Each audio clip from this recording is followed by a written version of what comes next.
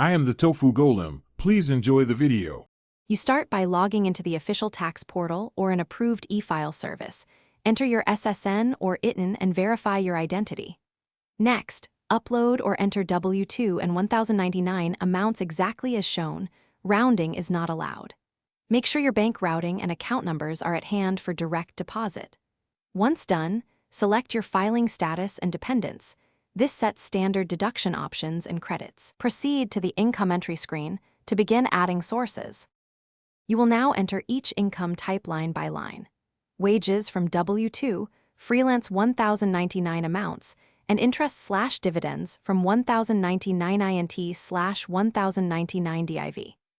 Carefully add adjustments like IRA contributions, student loan interest, HSA deposits, and educator expenses to lower taxable income. Use the system's worksheet to compare itemized deductions against the standard deduction.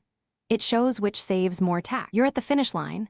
Review every personal detail, SSN, and bank account numbers, then read the summary of tax, payments, and expected refund or balance due. E-sign electronically with your PIN or adjusted prior year AGI and submit. Make sure to save or print the confirmation and e-file receipt. This proves filing date.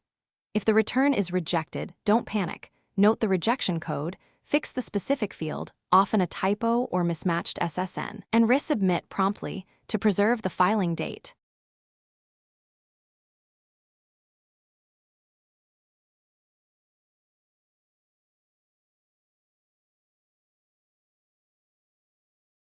Thanks for watching.